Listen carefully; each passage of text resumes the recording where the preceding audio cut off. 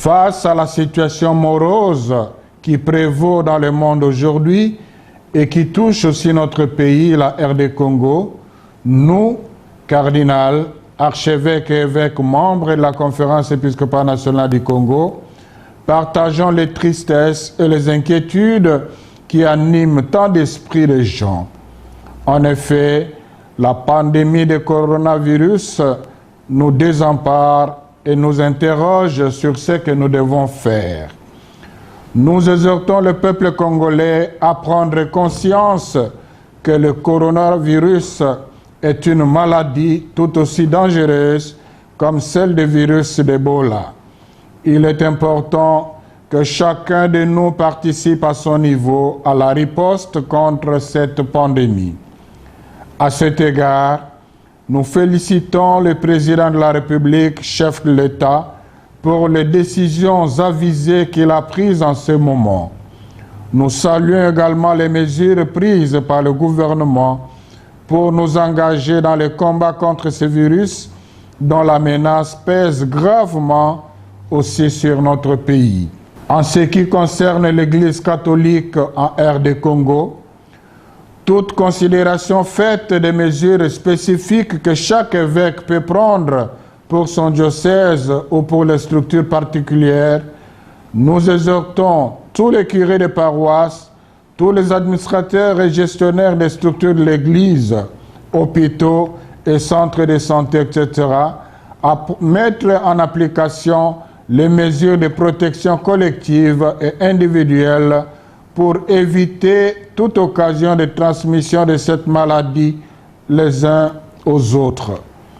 Concernant les célébrations de messe, l'instruction du chef de l'État relative au culte reste de mise dans nos églises.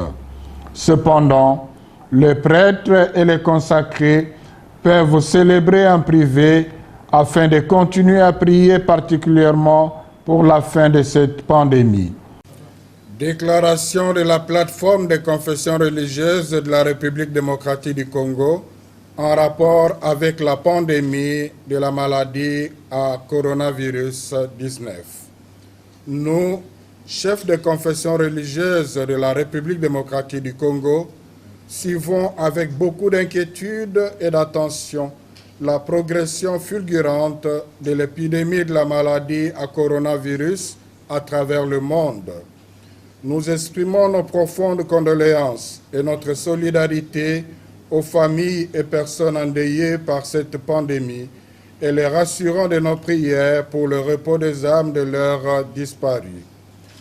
Nous notons avec beaucoup de regret que la République démocratique du Congo n'est pas épargnée par cette pandémie qui vient après celle combien épouvante de la maladie à virus Ebola, dont le peuple congolais et le monde entier attendent la déclaration d'éradication dans la dernière tranche des jours dont le décompte avance. Nous exhortons le peuple de Dieu qui est en République démocratique du Congo à considérer la nouvelle épidémie aussi dangereuse que celle d'Ebola qui est en passe de finir et les invitons à suivre scrupuleusement les mesures prescrites par le gouvernement afin d'arrêter la propagation de cette maladie à travers la République démocratique du Congo, l'Afrique et le monde entier. Nous nous engageons à nous impliquer activement dans la lutte contre cette pandémie et invitons les responsables de chacune de nos composantes à prendre des mesures spécifiques en rapport avec nos pratiques et rituels afin de protéger au mieux les fidèles. Enfin, nous invitons tous à ne pas céder au désespoir et à garder confiance en Dieu. Que Dieu protège la RD Congo et l'humanité de ces mâles.